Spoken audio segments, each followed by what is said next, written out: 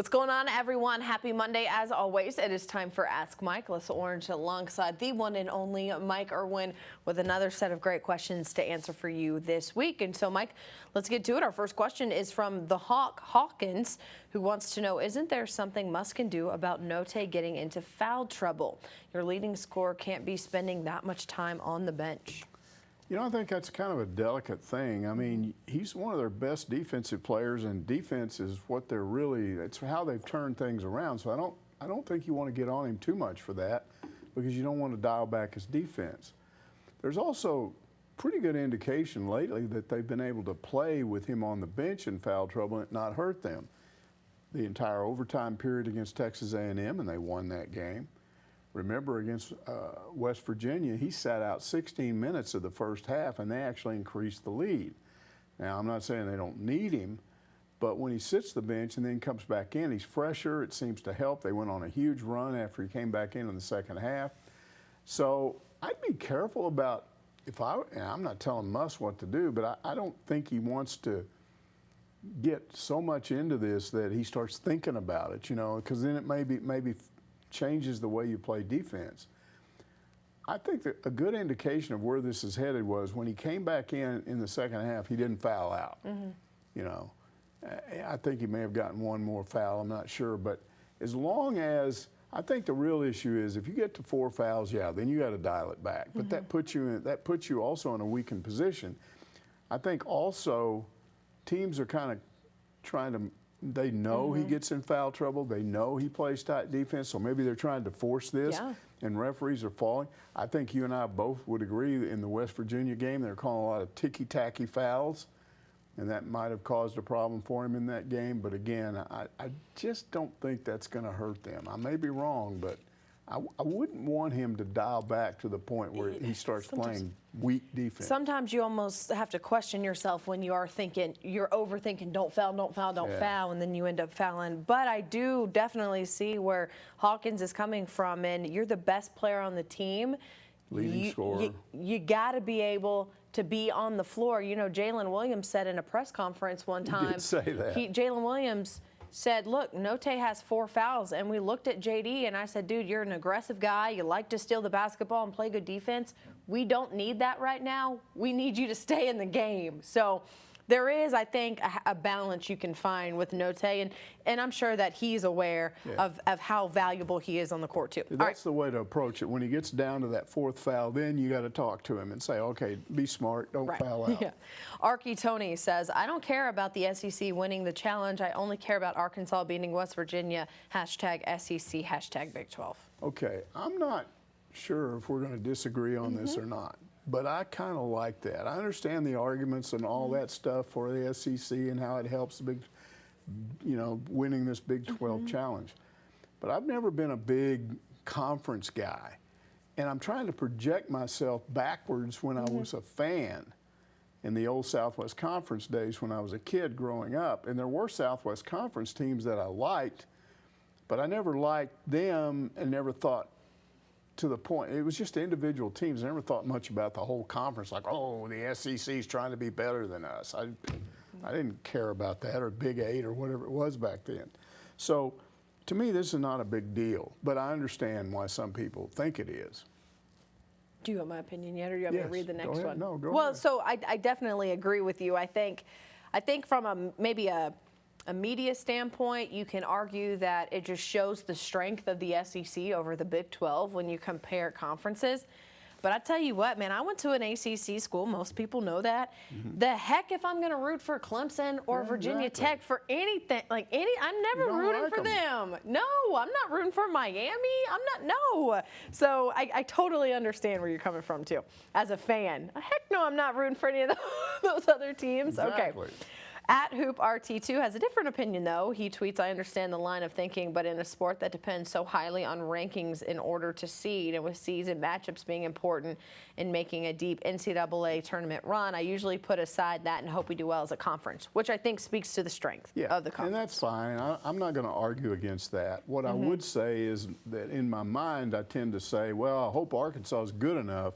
They don't need help from a stupid SEC to get in the tournament. You get in on your own abilities, and I think they will this year.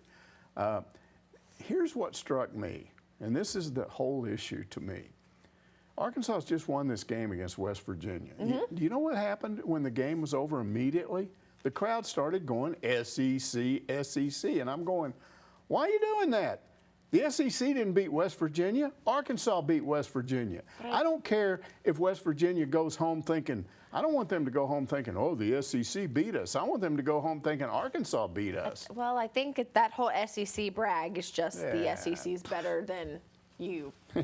Brag on your own team. Okay. Let the rest of the SEC take care of itself. At Mousetown asked, does the SEC winning the challenge with the Big 12 along with Arkansas beating West Virginia put Arkansas into the NCAA tournament? It'll certainly help. Musselman made the point, I think, on one of his Zooms. I don't know when it was. I lose track. But he talked about there's still a lot of stuff to do, and I think we've got a look at the schedule that's coming up, and you can see. Is that tomorrow night at Georgia? It is Wednesday night. Wednesday night at Georgia. Then they go. They play Mississippi State here, so they're back home, and then Auburn. Ugh. And then they've got to go to Alabama. And Alabama, who knows what you're going to get with them? I mean, here's a team that loses to Georgia and then beats number 4 Baylor. Yeah. I mean, how do you figure that? And they beat Baylor at Baylor. I mean, they it's lose just to goofy. Missouri at Missouri, and they don't make. But that could be a tough game. And then you're at Missouri, and Missouri's another one of those up and down teams. But you know, that could be tough going there. Then Tennessee's here. At Florida. Florida's another one of those, well, what are they going to be on the night when you play them, and especially when you're at their place? Then Kentucky comes here. They're getting a lot better. They look good. They destroyed Kansas. Then you got LSU. LSU, you got to hope LSU doesn't come out of its slump by then, because that could be a tough game. And then you go to Tennessee, and I think that would be a tough game. But what I would say is, and I think I wrote it down here somewhere, that's a 10-game stretch, right? So if they win 6, go 6-4, they're definitely in. I think if they even go 5-5, if you just the dividing line seems to be in the SEC. You can't have a losing record in conference play. So 5-5 still keeps them above 500. So I still think they'll get in. So I don't think that they need to play, like, keep winning all their games and keep going on a streak to get to the NCAA tournament. Unless they collapse or fall back into their old habits, I think they're in. I think the issue through that tough stretch of those 10 games, the issue is what kind of seeding do you go up to? Because that seeding has a lot to do sometimes with how you do in the tournament. Now, sometimes it turns out to be bad because you end up with a good seeding, but you happen to get paired against somebody that gets hot. And the next thing you know, you're out. So when you're trying to guess the NCAA tournament, it's really difficult. But I think they're in unless they collapse. But the better they play from here on out, probably the better seeding they're going to get when they get in. So yeah. Parallax Pig wants to know now, will they reseat Bud Walton Arena to get more students close to the court side? Seems to be an empty seat issue. I don't know what he's talking about that. He may be talking about some of those games in December where they didn't have big crowds, but the crowds we've seen lately since conference play started, I haven't seen empty seats in the lower, down by the court side. Now, this whole idea of how many students you have right there by courtside, that came up within a year or two of Bud Walton being opened. I mean, that was already being talked about. The students are such a factor, and they're so loud, and they're so annoying, and they have such an impact on the opponents. Wouldn't we have a better home court advantage if we would give more of those seats to the students? And Frank Broyles, who was a very practical person and had to pay the bills, went, nah. You know, those seats are expensive, and the students don't pay what they pay.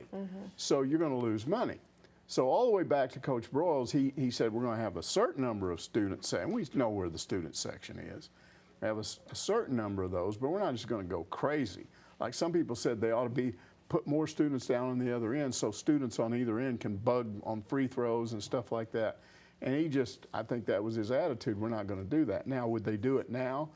The only thing that I would say about that is because, and we've talked about this, this alleged reworking of Bud Walton and renovation and while it's a murky subject because Hunter Yurachek has not given any specifics. We just know they're out trying to raise money to figure out how to do it.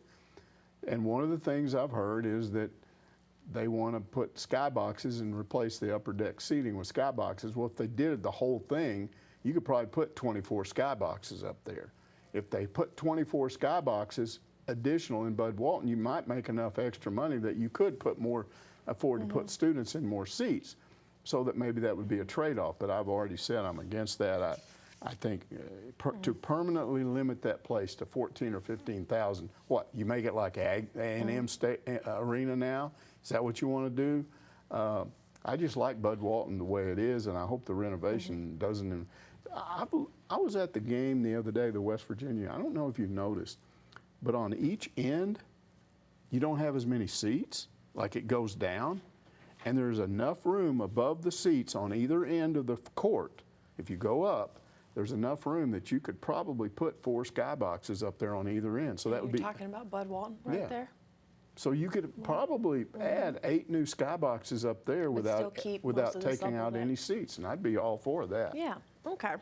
All right. So Team Otis wants to know, what is Ronny Brewer's role on the team, and is it effective to have former Hogs to recruit future Hogs? Also, what former Hog would you want to come back and join the coaching team? Okay, he's the recruiting coordinator, and I think they really like him in that role. He doesn't go all out off campus and recruit. You can't do that unless you're on the staff. So he doesn't do that. But I'm told that he had such a good relationship with a lot of these in-state AAU players that when they came on campus, yes, it definitely helped. So I think that's a good move on their part. The idea that you would go find former Razorbacks and put them on the staff to recruit, that sounds good, but how come it almost never happens? And I think there's a couple of things. First of all, this is just a personal observation. Really good players don't generally make really good coaches. A few do. But most players that have been very good themselves, when their career's over, they're kind of done with it, you know? Look at Joe Klein. He could coach. We know he could, but would he really want to? I think if you're a former Razorback, take Sidney Moncrief, one of the most beloved Razorbacks of all time. If he'd become a coach sometime in the past, what if they're losing? And then all of a sudden they don't love you anymore. They're yelling stuff at you and mad at you. So you almost ruin that image. I'm just not for stuff like that. If you're a Darrell Walker, and Darrell Walker got back into coaching, and he's in this state coaching, but you notice he's not here coaching, I think all of that's fine. But I generally don't think that former players, especially if they were good former players like Darrell Walker, is a really good fit to go back to their alma mater. I think they're better off going somewhere else. Yeah, possibly. So it says, who would you want to come back and see, or is that your answer? I wouldn't really want anyone. Yeah, I wouldn't. I can't think of anybody. If you could just pick, and it's just basketball? Well, you know, okay, I would, Pat Bradley, that'd be fun. That would be fun. It'd be fun to have him here as a coach, but he's such a great guy and he's so funny. And what happens if he comes back here and doesn't win, or if he's an assistant coach and he doesn't recruit and then he gets fired or something? Yeah. Then that's yucky. Sure. You don't want to go through that. Sure. You know, in football, we got a guy on our staff who's been trying to rally for a tight ends job over at the university. We do, don't we? DJ Williams would love to coach those tight ends. Look at me. I'm over here. I'll do it. DJ will willingly take that job coaching the tight ends over at the university. All right. Michael Davidson on Facebook asks, how are the matchups for the SEC Big 12 Challenge determined? Okay, they have a deputy commissioner for basketball in each of those conferences. So there's 2 of these guys, and they get together at some point and discuss next year's schedule. But they're not the only ones involved. ESPN is involved because they want ratings. And you can't just match these teams up randomly. You've got to try to avoid real bad mismatches because nobody wants to watch the team getting blown out. You also want to kind of put interesting teams together. Now they rotate every year, and if you'll notice the teams that Arkansas play, we haven't tended to play the same teams every year, but Arkansas is not the issue. I think the issue is if you're Kentucky and you're Kansas, they're going to match you more often than not. So, because look, it's such a great matchup. So they're probably the exception of rotating, and they don't play them every year, but if you went back and looked, they probably played a lot more than most teams have.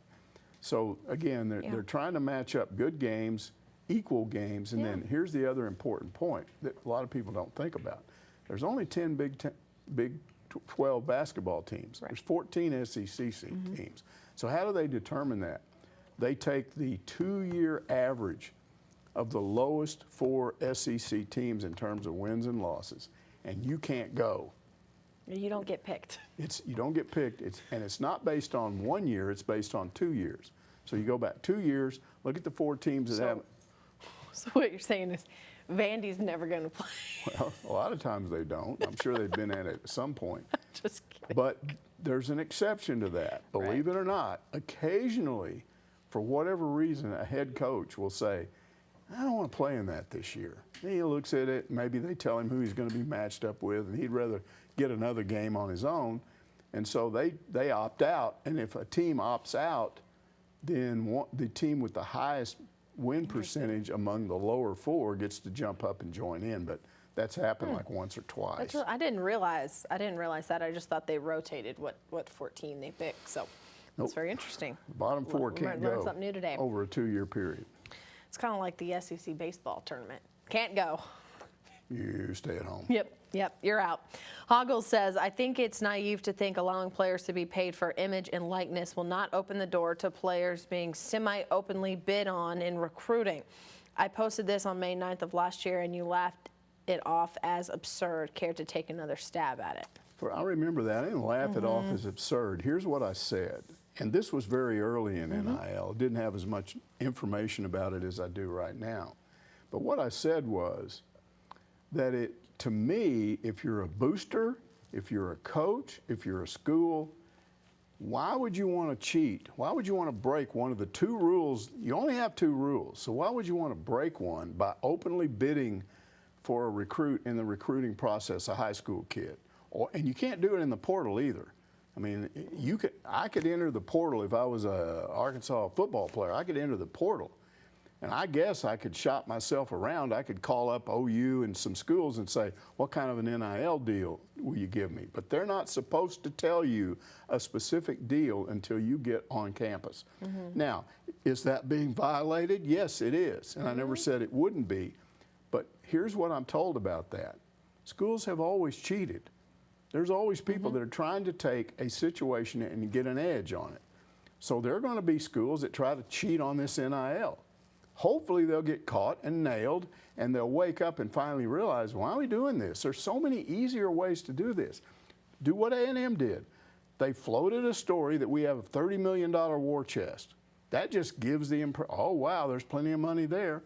So if they're recruiting you, they don't have to tell you what they're going to specifically give you. You just know you're going to get a lot of money if you go there. So that's what I'm talking about. Why would you want to risk getting on? And look, it may take some schools getting nailed under this new thing, because this is like, you always had a bunch of rules in some game you were playing. And then all of a sudden somebody came along and said, we're just going to put this down to 2 rules. And you went, well, I'll violate all rules. Somebody's got to step in and slap you on the head and say, no, we simplified this for a reason, but don't be an idiot.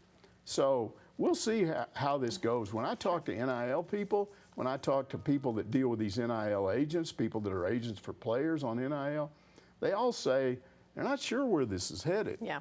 But right now, they say there's not a lot of evidence of just massive buying of players. I've talked about this before. Right now, what it looks like is, and I think I said this last week, most of the people I talk to don't believe that Texas A&M can throw a bunch of money at recruits and take a bunch of recruits away from Alabama and Georgia. So we're going to beat you in the SEC championship. We're going to win the SEC championship because we're going to outbid you.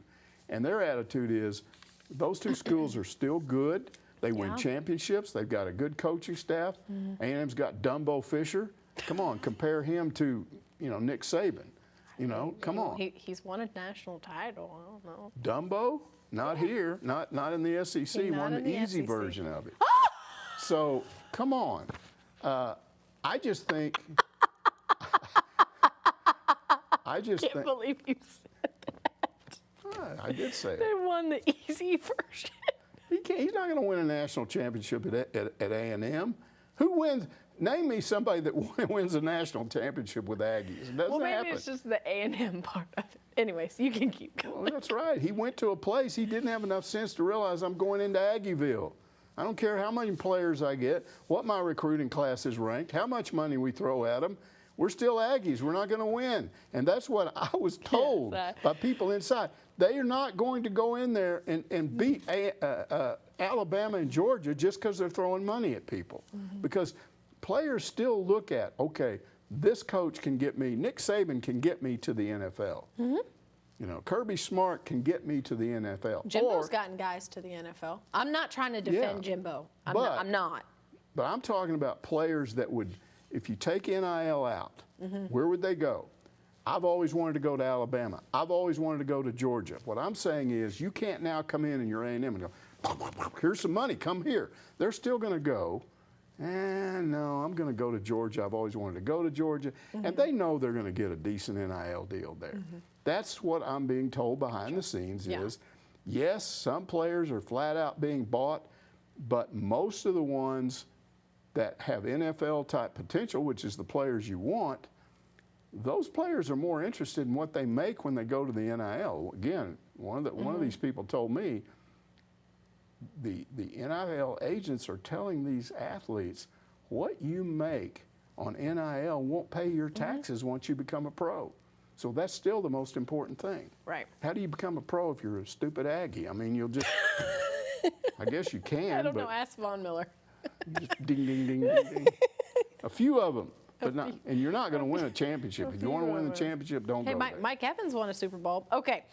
All coaches tout, this is from Pig's Feet, all coaches tout the need for a good PWO program, which stands for Preferred Walk-On. How do you rate Coach Pittman's Preferred Walk-On commitment so far? Well, I went to Otis for this, and he says it's really good this year. Now, what happened last year was they weren't able to take as many Preferred Walk-Ons because they had all those super seniors, and you have a max total of, even if you throw out the scholarship limits, you got a total max number of 120 or whatever that can be on your team. So that curbed the number of preferred walk-ons they could take last year. They're taking more this year. They just got a commitment from this kid, in-state running back. I don't know if you've gone and looked. Darryl Searcy. You looked at his video? We got to talk to him yesterday. I mean, I watched that and I went, and I was. Joe T. Robinson. Kid had a lot of offers, but always wanted to be a Razorback. Really cool story. He's physical and he's fast and he can catch passes. And he's one of these guys where you look at him and say, okay, he's probably going to end up on scholarship. And that's the whole process with preferred walk-ons. A very well-known high school coach in this state told me a couple of years ago that Arkansas has always needed to find those 5 or 6 kids in state that are probably going to go mid-major on scholarships, but it's worth it to bring them here as a preferred walk-on because they've always wanted to be Razorbacks. They'll turn down a mid-major scholarship to come here, and then those are the kids that aren't going to get in trouble. They're going to bust their butts to get out on the field because they've always wanted to be Razorbacks, and more often than not, they're going to help you win like Grant Morgan. Like Grant Morgan. So it's worth it to take these guys, and then here's what happened, and Otis told me this. He said, some of them don't make it, you know.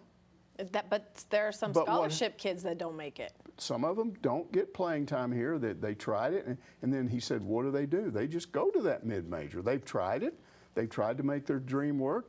Everybody agrees, we let you do it. It didn't work. Now go play and win at a mid-major. Yeah. And so I like the process, and I think they're doing really well. I mean, they've got, I don't know, they got a wide receiver they're bringing in, I think a cornerback. They've got a linebacker. They've still got a guy apparently that hadn't been announced that they're still bringing in, and most of these are really good players. Again, they could get a scholarship at some schools, and they want to be here. That's why they're willing to be preferred walk-ons. And there's a value in taking somebody. That person will work harder, I promise you. Rob's 4516 says some coaches, coaching staff are obviously better at developing players than others. I read a comment on Hogville that everyone knows what drills and techniques to teach. So if true, what makes the difference in one coach being better than the other at player development? I dispute that notion that everyone knows what to do and everyone does the same techniques and drills.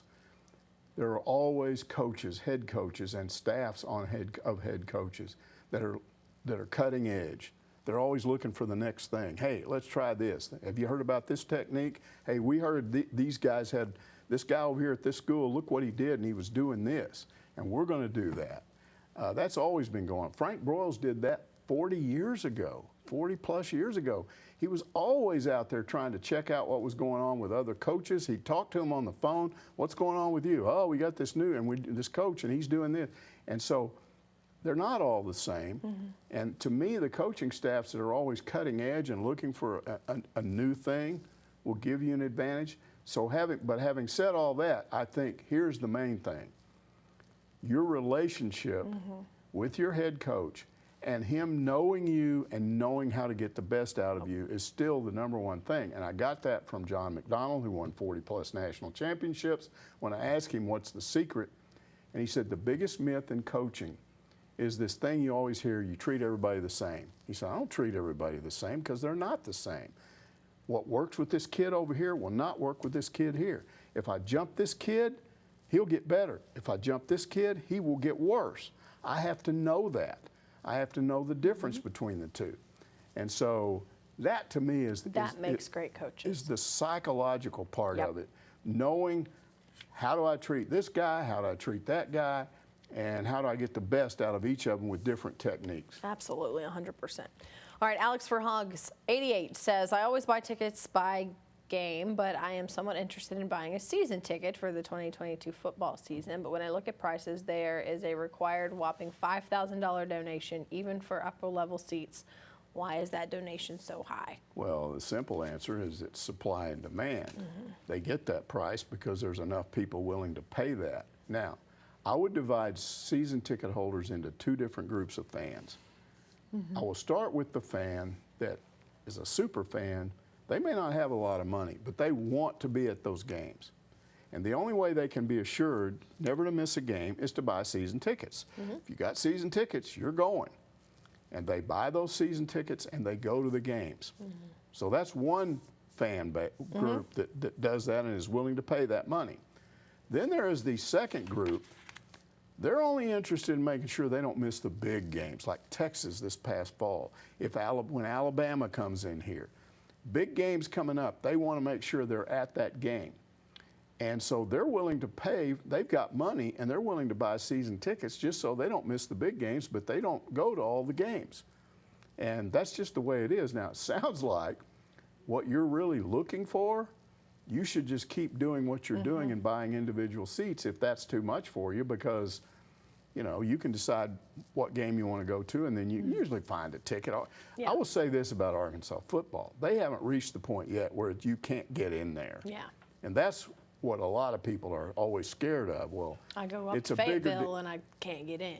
It's a bigger thing in basketball right now than it is, and especially at Baum Stadium right now. Oh man, the demand for that stuff just went through the roof, and a bunch of fans mad because their prices went up and all that. It's always about supply and demand. But for football, I would say he's still better off just looking for certain tickets because you can get them. Yeah, man, you talk about baseball. We got to talk to Dave Van Horn after the press conference, kind of off to the side, but during the press conference, we were talking about this too, but he said, what do I need next? When asked, you got this facility, obviously, Ball Walker's what it is. He's like, we got to get new seats. And so then we started kind of brainstorming, like, how would you do that? Like, how would you add seats to Baum Walker Stadium right now? I thought he would laugh at me because I've always believed this. I said, what about an upper deck behind home plate? And he went, we can do that.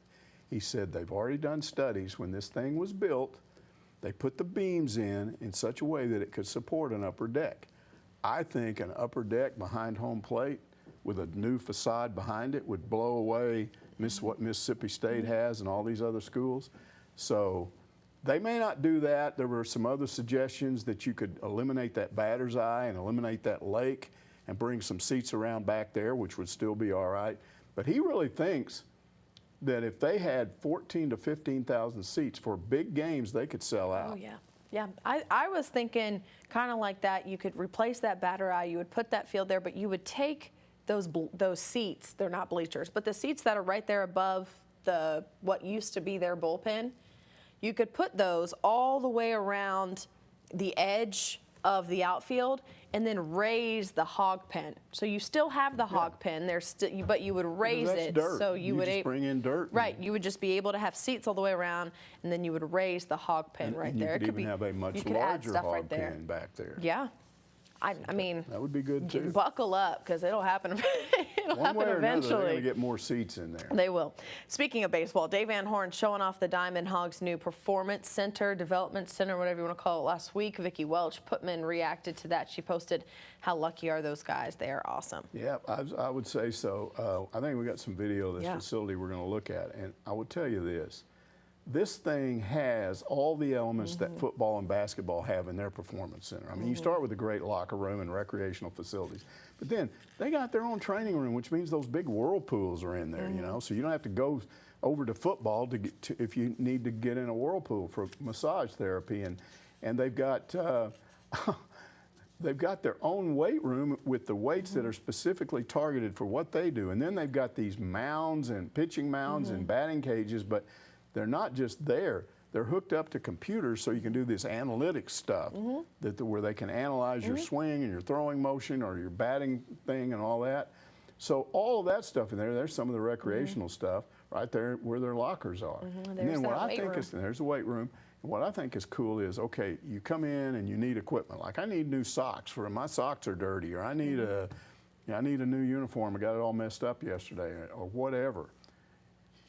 It's like a big mailbox. You've got your own little slot. It's a box with your own combination. So like going down to the post office and click, click, click, and you open it up and all your stuff is in there. Right. You don't have to go to this window and go, hey, come in here, I need my stuff, I want some socks. It's already in there.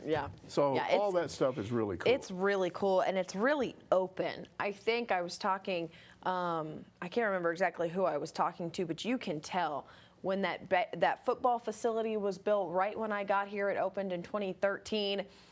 They kind of got it right, but so much of that building is underground. It's dark and it's dungeony. And you can't see from one part of it. It just feels heavy. It's dark. And then they built the basketball performance center, and there it's a little more open a little bit, but obviously not like still. This is. And then baseball, you know, it was like too big, too small, just right, right? Yes. So what I noticed was it's so open. There are all these windows. So like if you're looking for a guy, one of your teammates, you can just walk to one of these windows and look down or over there, over here, and oh, here's Coach Van Horn. He's coming out of his office. I'm going the other direction. You know, I don't want to talk to him. So it's really cool. And then, you know what I liked? I just stood there mesmerized. You'll never guess this, but I was just mesmerized. In one of those hallways, they've got this big, giant, lit-up picture. It's backlit, and it's a bomb stadium from overhead behind kind of left center field, looking back toward Fayetteville in the night. Yeah, it's awesome. And it's all lit up, and it's like it's Florida. He's talking like floor to ceiling, blown up wallpaper. It's like you're standing there. If they blew a little wind across you, you'd think you were there, you know? It was just, I would be going, wow, that's pretty cool. Yeah, it was pretty neat. Dun, dun, dun. Now we got Ben Calvert doesn't think so. He doesn't like the sound of the new baseball facility. His reaction to that facility, who paid for this monstrosity? Was it the Alumni Association, or was it our tax dollars? Neither. There's neither, so don't worry. Don't worry, Ben. This money came from largely the Hunt family. Yes. They're doing a lot of stuff these days. They are. The Hunt family. There were other individual donors that stepped up and contributed money. I think they're also probably going to have to contribute some athletic department funds, like stuff they generate from ticket sales, their TV revenues, things like that. All of that, but it will not come out of tax. No, Razorbacks don't take tax dollars for what they do. And then they don't even use Alumni Association money. So it's all good. If you don't like it, you're not a baseball fan, don't worry. Fine. They're not taking any money out of your pocket. That's fine. No worries. I'll take your seat. All right, Razorback Redneck wants to know, with baseball at Baum Walker just around the corner, what would your walk-up song be? Here we go, Mike. You know, the last time I played baseball competitively, I was 14. So I'm not going to say how long ago that was, but that was a long time ago. Everyone can do something. There was no such thing as walk-up songs. Nobody even dreamed that up. The only thing you got was when you walked up to the plate, you got your name announced. And that was kind of a big deal. You come up and announce your name and the guy in the PA booth and all that. Well, there was this kid, this was Little League. This wasn't Babe Ruth, this was before that. And there was this kid, I didn't like him and he didn't like me. And his team wasn't playing that day.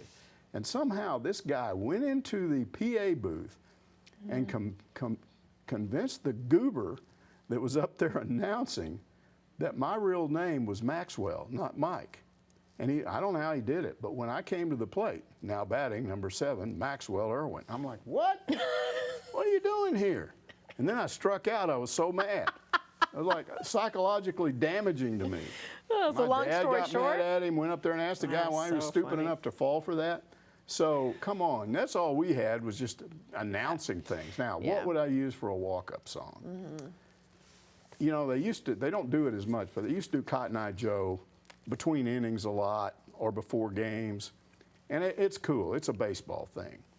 But I like the Rednecks version, which is a Swedish singing group that in 94, 95 released this thing. It's really good.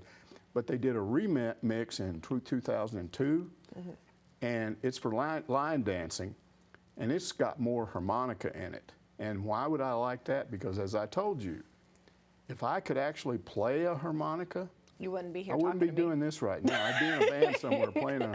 Fortunately, I guess I'm terrible at it. Yeah. But any song that's ever been popular that has a harmonica in it, I like it. Yeah. And that one, I like it. So it's good. I feel like I'd have to go back to, you know, all my 90s love. I'd pick a Spice Girl song or even an Eminem. Maybe a Britney Spears song since she's free now. Oh, okay. I loved me some Britney Spears back in the day. This would be if you played softball.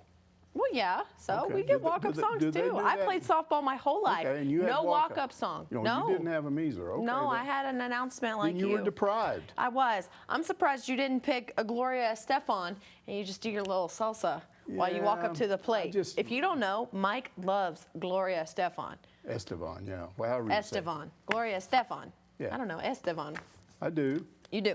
And he loves him some salsa dancing. But this is better for baseball. Okay. Rednecks. Line dance version. I think you could get hit Harmonicas. some Gloria Estefan. Little fiddling, little harmonica. And This it's real one of my favorite parts about preseason baseball is when they release all the walk-up songs on ArkansasRaceRex.com. That is good. And I like to see the guys' does what? music knowledge and what they pick. But it's usually stuff that I don't know anything about. No, some guys throw back to some pretty Sometimes, and you cool like rock that, and but roll a lot of it's 80s like rock stuff and I'm roll. like, what is this? I've never heard of that. It's fine. To each his own, right, Mike? That's right. There you go. All right, that's going to do it for Ask Mike this week. Thanks so much for joining us. Remember, if you got a question for old Mikey here, send it to him on Twitter or on Hogville or even on Facebook, or you can email it in or walk up to him in the store and tell him at the store. I want to say this to everybody. Okay. Blockheads out there. Oh, gosh. Understand this. I tell her to get involved. I want her to give her opinion. I don't want to sit here like a yo-yo and just talk for 45 minutes. I interact with somebody, and I like to know their opinions, and I may agree with them or not, but that's the way it works, right? I enjoy sitting up here hanging out with you, man. It's not that she's fun. butting in, it's that I ask her to butt in. Yeah, it's I fun. encouraged her to butt in. In fact, I get mad if she doesn't. I've He's told like, her why are you before, being "Hey, like a come on, robot?" talk. Thanks, guys. We'll see you next week.